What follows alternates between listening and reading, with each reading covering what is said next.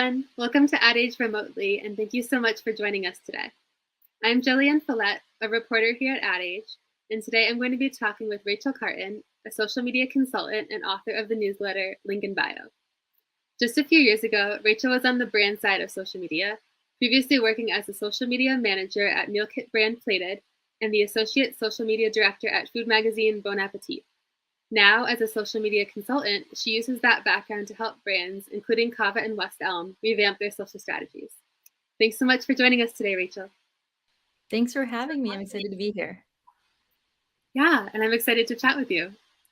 So I know when we were talking a little bit earlier, you had told me that you didn't actually mean to become a social media consultant. It just kind of was something that happened. So can you kind of tell us a bit more about how you kind of made that switch from working on the brand side to being a consultant? Yeah, so I worked at Bon Appetit for 4 years, and in August of 2020, I left without anything really lined up, and so it was honestly like out of necessity. I put a lot of feelers out to my old colleagues, to friends asking if they needed social media help, and it really just kind of started that way. So I've been consulting now for 3 years, and I honestly can't really imagine myself going back full time at a brand. It's been really rewarding, and I'm grateful to those like first few brands that took a risk on me. And so, yeah, it's been really great so far. Yeah, that's so great to hear. And in terms of some of those brands that you've worked with, I guess what are some of the brands that you've consulted with? I know, like you told me about Kava and West Elm. I guess in terms, yeah, what are some of those brands? Yeah, so I have worked with Kava actually for almost 2 years now. I've found that when I consult with brands, I really like to like get deep. I want to work with them for a long time. I want to get to know their audience. I want to really understand them. And so I've done sort of more one-off projects, but what has been the most rewarding part of consulting is really getting in there with a brand. And so Kava I've worked with for almost 2 years. I've worked on some like really amazing projects with them. I worked on the Emma Chamberlain partnership. I've worked on announcing a rebrand for them. I've like tripled their audience size. So it's been really just like fun to get to know their audience and sort of go deep with them. With West Elm, I don't work with them anymore, but I was working on their TikTok strategy. And yeah, I've worked with some other sort of startups and really helping brands sort of figure out who they are online. Yeah, that's awesome. And I feel like if you've worked with Emma Chamberlain, you've kind of made it in the social world. Yeah. Yeah. And I guess in terms of like what these brands are usually coming to you for, like maybe not Kava or West Elm, but just kind of in general, are there any kind of like common themes in what brands are kind of looking for help with?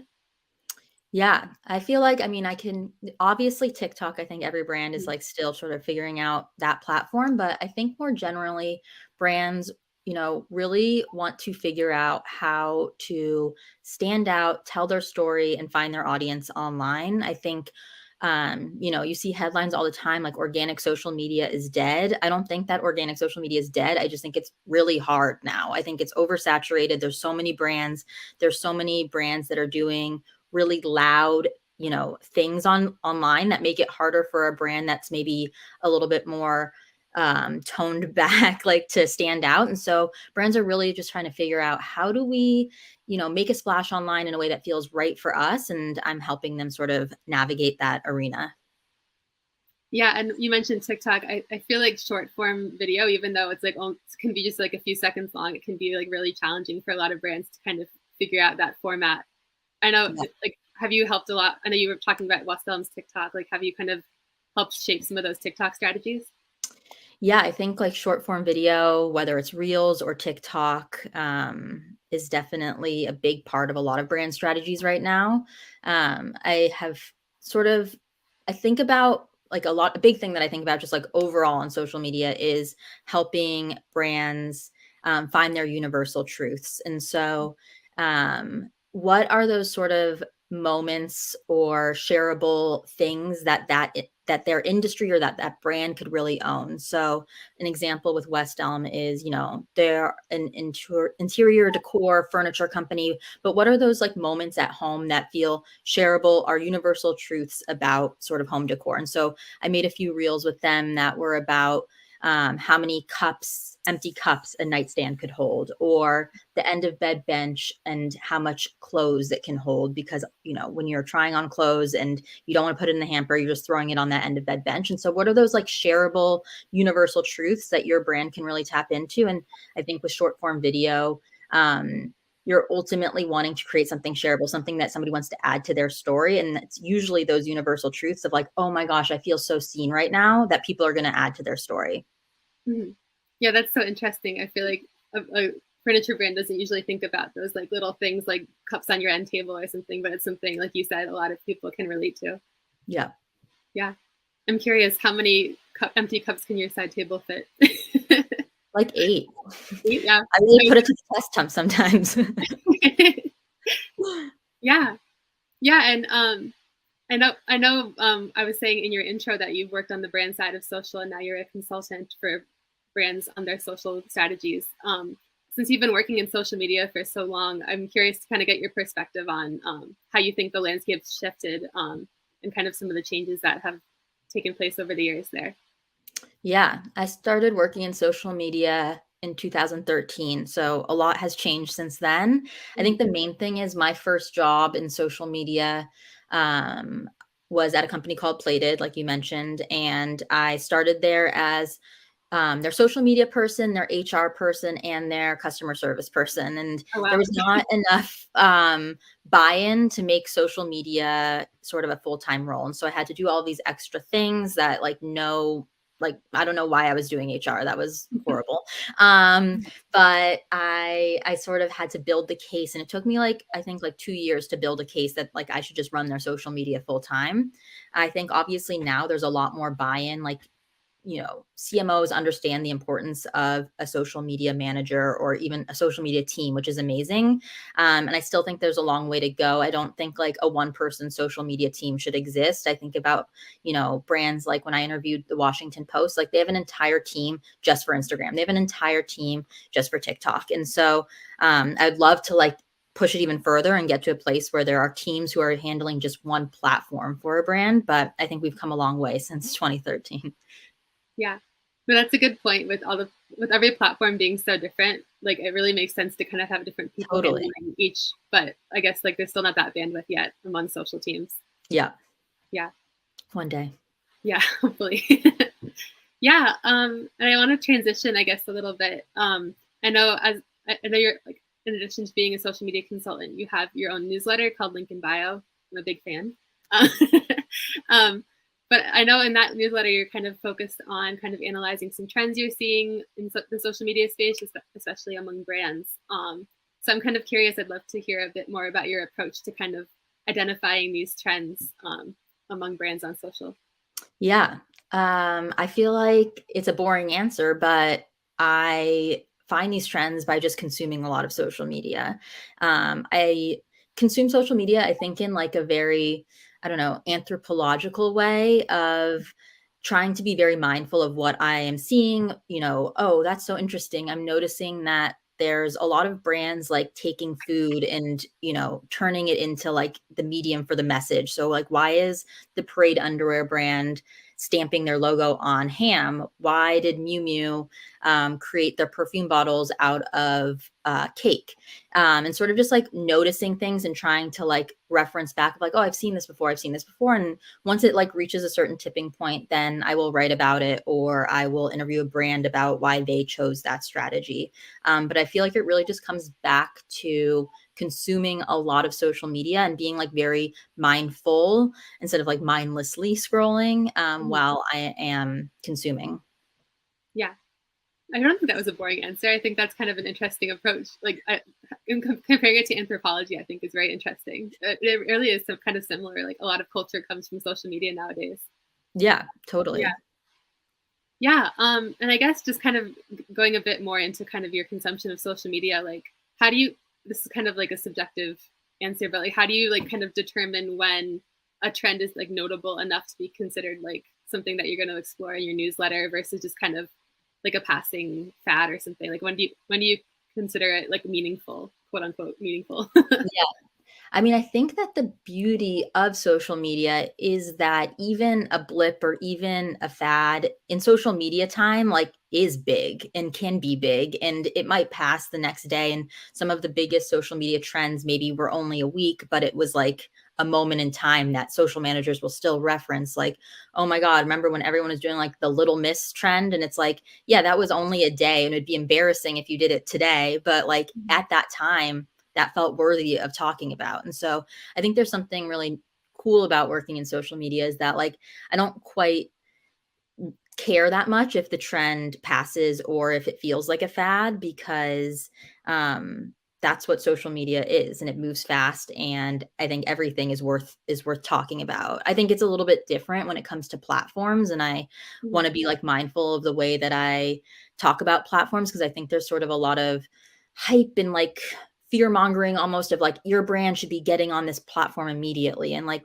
you don't need to like secure your handle and like sit back and see what happens. There's been so many new platforms that are fads and like wouldn't have been worth your time to invest in a strategy for. So I think for like social media trends, that's one thing. But for platforms, I think I do try and like take a step back and not be too like eager to jump in.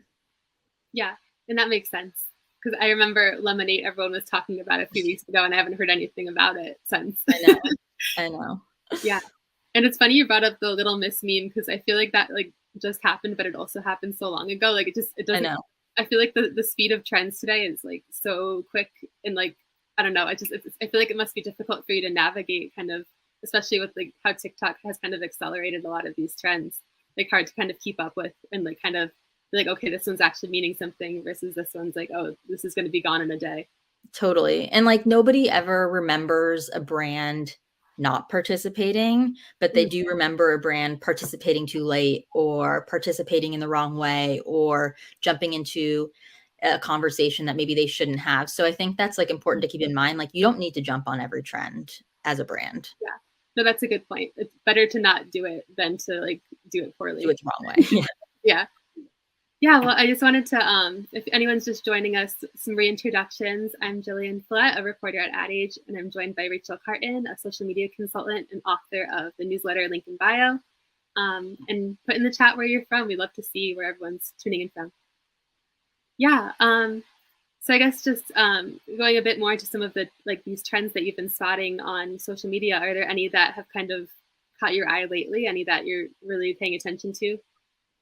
Yeah, I think a big one that we're gonna see more of, everyone was talking about the Jacques Mousse, driving purse, Oh, video. I feel like deep fake AI, for brands is gonna be big. I feel like that video did so well, and I think what was so effective about it is that another sort of trend I've seen is like this more like rendered surrealism, like that look more like the mid-journey type photos and sort of creations you can make. But then this mhm, one felt like it was like shot on an iPhone, like looked like purses were literally just driving in the street. And so I think this more like realistic deep fake, maybe like making your product really big or do it, kind of confusing the eye in some interesting way is going to mhm. be utilized more. And um, I see like, while the like more rendered look is definitely, I feel like, trending, I just don't feel like it's going to like perform as well as this more sort of like mix of like lo-fi iPhone style Yeah. video with that sort of tweak on it. That's the AI sort of um Mhm. rendered like look. I don't know how to like speak Yeah. in tech terms, but when you see the video, you'll get what I'm talking about. Yeah, I feel like that makes sense just because like so much content on social nowadays is very lo-fi and not as polished as it used to be. So it makes sense that successful Totally. AI type content would kind of emulate that. Yeah. Yeah, and I wonder, I've also been seeing a lot of on TikTok, like AI being used to kind of copy voices, like for Mhm. some of the presidents and stuff. I wonder if that, I don't know if brands would do that. There might be some like brand safety concerns there. I just think it's I know. interesting. I'm curious how they like start to like regulate that. I feel like there's going to need to Mhm. be like some sort of disclaimer like saying that this isn't real. And I feel like the Jacques Mousse example, like people were kind of like upset that they got like duped. Like they're like, Yeah. wait, that wasn't real. I believed that. And Uh-huh. so I think that there could be some backlash to that as well. But Yeah. I could see, like, based off the success of just that even one video, brands sort of leaning into that style.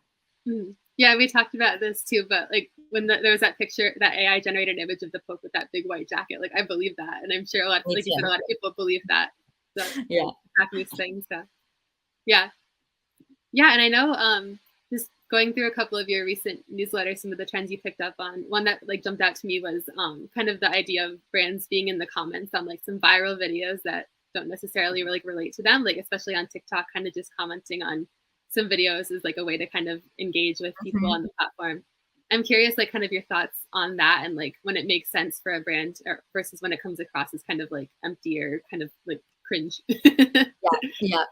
I feel like you need to be invited into the conversation in some way, and that invite could be very overt, like the video is literally talking about your brand, or the invite could be a little bit more distanced in the sense that, I'm imagining there's like a viral video about cilantro and like Mhm, Chipotle commented. I'm like, oh, I could see why Chipotle would comment on something about cilantro. They have cilantro rice. Like it makes sense. It's an ingredient that's sort of core to them.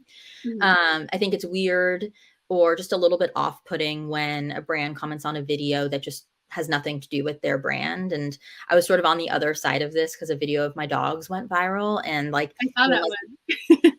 when like dog brands were commenting, I was like, oh, that's so cool that like whatever the dodo's commenting or something. But Mhm, then when it was like a random like media company just like commenting or some other totally unrelated industry, I was like, okay, get off my video, stop using it like a billboard. mhm, Which it can feel like that because it kind of is just like brands using the comment section as a billboard. yeah, um that's a so good I point. think you need to be invited into the conversation in some way. Yeah. No, I remember seeing that video of your dogs, and then when you mentioned it, I went to go look. I'm like, "Oh, I've seen that before." Like, before I had known you or met you, I was like I had seen it just on my For You page. Our vet recognized them. They're like, "Are your dogs on Famous. TikTok?" I was like, "They sure are." Yeah. How are they? How are your dogs doing? They're great. I'm glad they haven't barked in this entire presentation. That's good. Yeah. Yeah, and another, recent topic you talked about was, kind of like the idea of, like, trending audio on TikTok and how it can kind of be like a murky legal area for brands, like whether they should use it or not. And since trending audio is so essential on TikTok, like, how do you kind of suggest brands navigate that and deciding when to jump on a trending audio and when to skip it? Yeah, I mean, I would say this isn't legal advice, so I'm just No, gonna couch that's that. Well, I would say work with your legal team and kind of understand their level of risk that they're willing to take. I would not ever use a trending audio or decide that you can use trending audio as a brand without talking to your legal team first. Because if you do get sued and brands have been sued, I wouldn't like rely on your company protecting you in any way. So I would Mhm, definitely work with your legal team. And most legal teams are willing to assume that risk. There's not a huge precedent of brands being sued. And if they are being sued, it's usually for songs. yeah. So I would just work with your legal team on like the level of risk you're willing to take on. And a really interesting example that I heard from the woman who runs like Auntie Anne's TikTok is that they will use trending audio like made by just like users of whose audio goes viral. They'll just like ask permission, like a UGC Mhm, photo.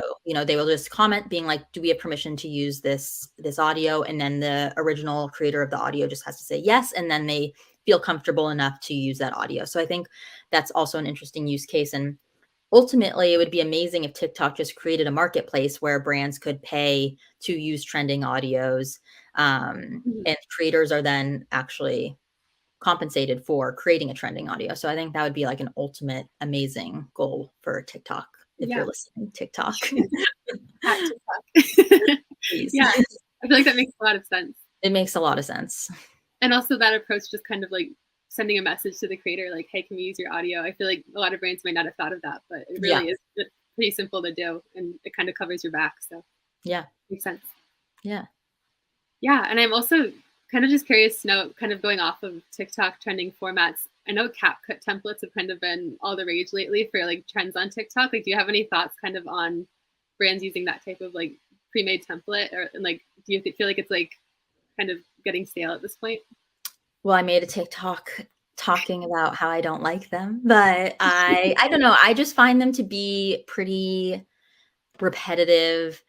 Mm. So I personally, and they also oftentimes use like, Pedro Pascal or like a Disney clip. And it's like, that's definitely not legal and really opens Mhm. yourself up to risk. So I would be very careful with that. Um, and I just have a theory that TikTok is pushing them because they own CapCut and they're nervous about their app and want more people using a different Mm. app of theirs. But that's just like a conspiracy theory that I have. But they do feel like they're everywhere right now. And so Mhm. I think like if it's your personal TikTok, have fun with them. But for brands, I would be careful about using like intellectual property that Mm. doesn't belong to you. Yeah. No, and I'm the number one Pedro Pascal lover, but seeing him like chewing that toast like I every day on can't. the same And it's page. like when it gets in my ear, I'm like, no. Yeah. Can't. Yeah, and I guess and also just this is another thing you talked about in your newsletter, but kind of brand Twitter and kind of those trends that have popped up where it's like reply with an outstretched hand emoji and we'll give you this, or like the one word tweets that a lot of brands were doing. Do you kind of have any thoughts on like that brand Twitter space and kind of like that format that some that keeps popping up on the platform? I think that some are fun and some are not, just like any trend, honestly.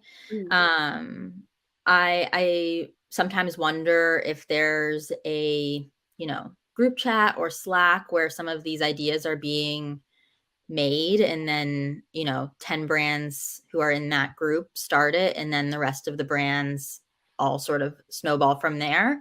Yeah. So yeah, I think some are fun and some are not fun, and most of them are pretty like innocuous, and so I'm all for like trends that feel pretty easy and low lift to get involved with. So Yeah. I'm like medium on them, I'd say. Yeah. And I feel like I've seen a lot of them pop up kind of over the last few months, and there's always those comments from people like, "Oh, here come the brands." Like it's I kind of know. yeah, I it's know. kind of like this like big mass of all the brands all hitting the timeline at once. Yeah, well, I think we'll wrap it up there, but thank you so much for joining, Rachel. It was really great to chat with you and get your perspective here as a social media consultant. Yeah, thank you for having me. Be sure to tune in to our upcoming episodes of Remotely. You can find out more at adage.com/remotely. And as always, thank you to our Ad Age crew, Lauren Chiario, Anicia Juarez, and Ana Sekula for making this episode happen. Thanks for watching.